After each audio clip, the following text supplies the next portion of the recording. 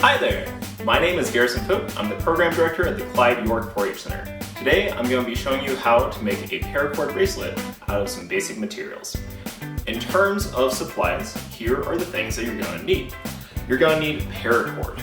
This you can find at several stores or you can order it online. For your bracelet, you're going to need about 10 feet or so. I'll show you how to measure it here in a few minutes.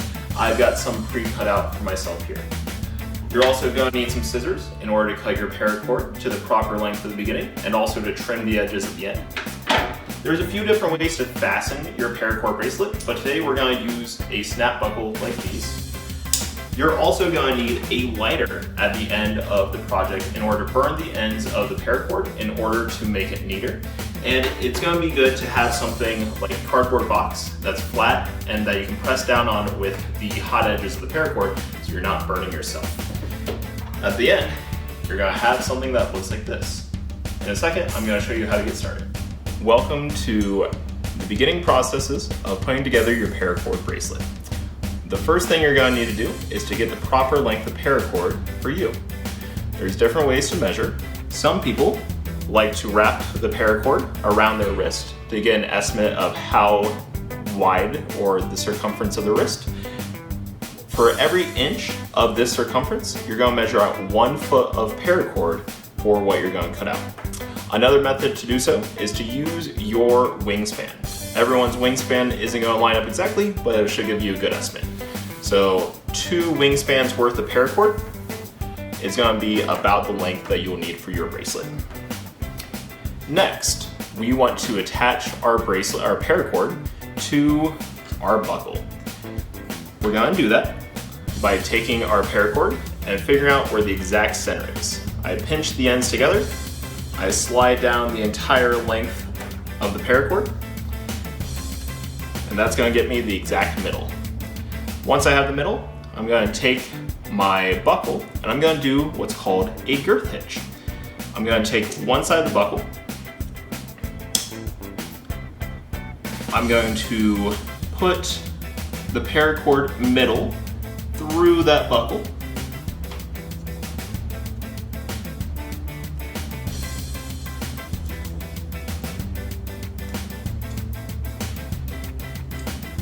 Then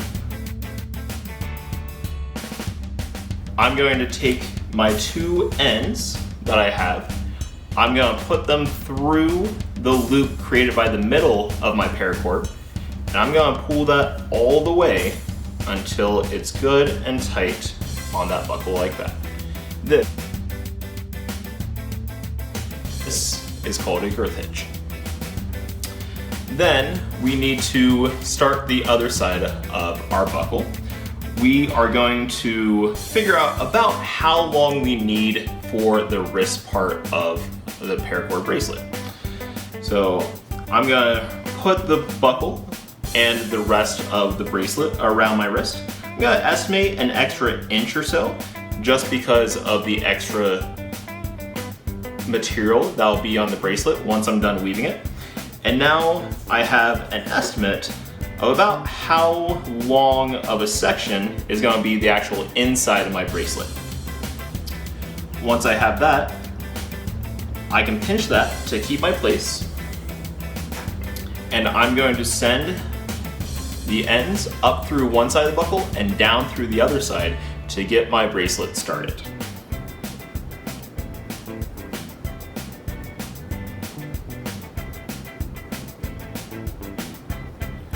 Up through one side and pull it all the way through.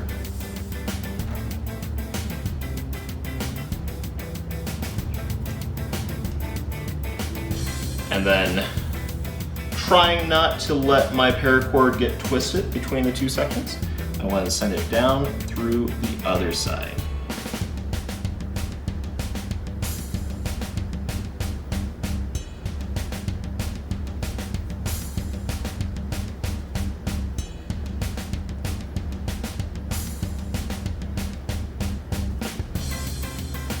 And then I'm going to pull that all the way through until it's about like that. So I have my buckle, I have my girth hitch right here, I have the inside of my bracelet loop here, which is big enough to fit my wrist through. I might tighten that just a little bit. It's still adjustable right now. And then I have the rest of my paracord that's going to be used for the outside of my bracelet.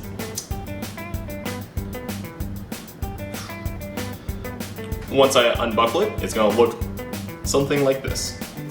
Now that we have our paracord bracelet set up, we have our buckles, we have our girth hitch around one of our buckles, we have the strands pulled through another buckle.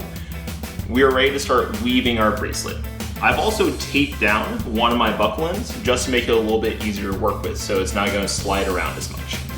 So when we're going through this, we have our left side outside, we have our right side outside, and we have our middle. As we're doing this, I'm going to be referring to left, right, and middle, and those will sort of change over the course of it.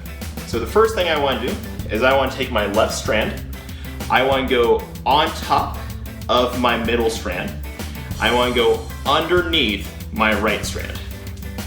And as I do that, I'm going to end up with a loop between my middle and my left strand.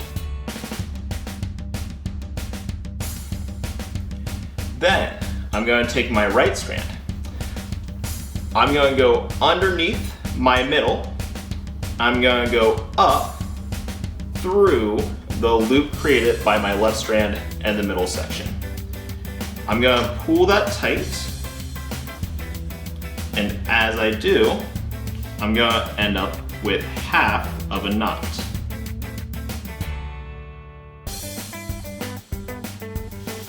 Next, I'm going to do the same thing, but in reverse.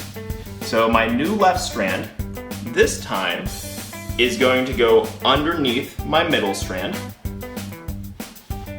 and it's going to go on top of my right strand. But once again, I have this nice loop that's in between my left strand and my middle strand. For my right strand, I'm going to go on top of my middle strand. I'm going to go down through the loop that's created between my left strand and my middle strand. As I pull that all the way tight, that's going to complete the second half of that knot.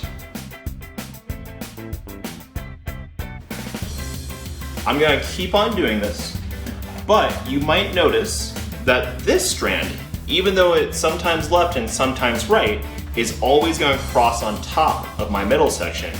And this strand, even though it's sometimes right, sometimes left, is always going to go underneath my middle strand.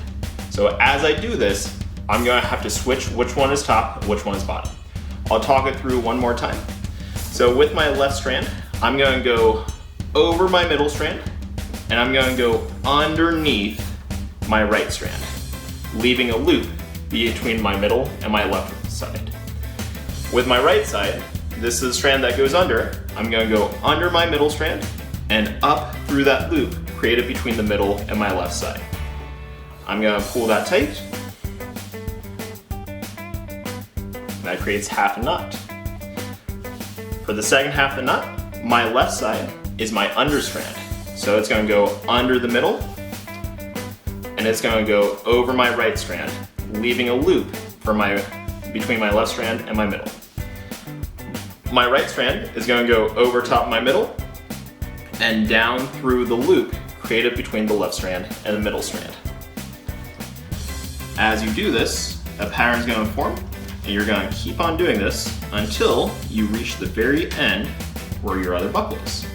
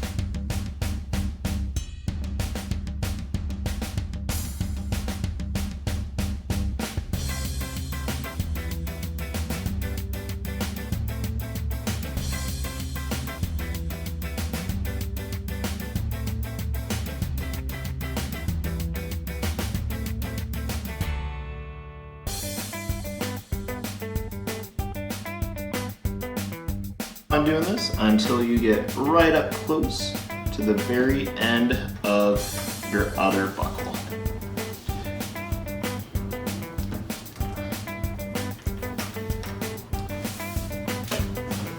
I've finished weaving my bracelet.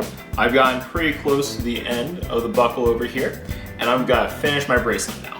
I've got a few leftover strands on the end. I want to clean those up, cut them a little bit shorter so they don't dangle and get in the way. So first, you take your pair of scissors. You're gonna cut those about 1/2 inch away from the rest of the bracelet.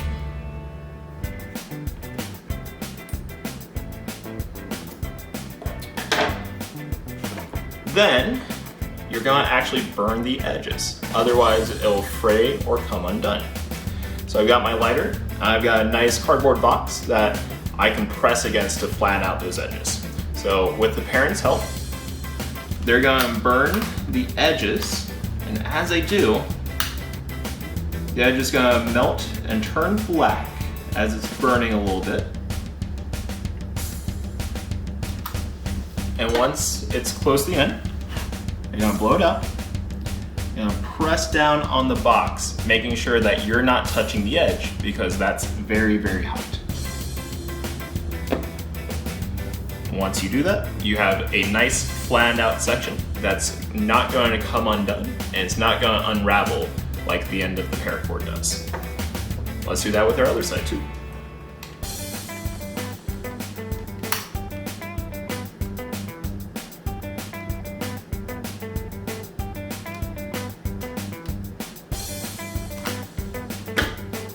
And press down on that box.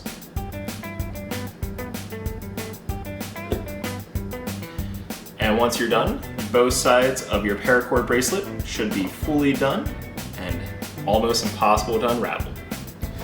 Thanks for joining us today for our summer camp video series. Make sure to check out the other videos we posted online, and also make sure to check out our Healthy Living series for 4-H Health Rocks. Thank you very much for joining us, and have a good rest of the day.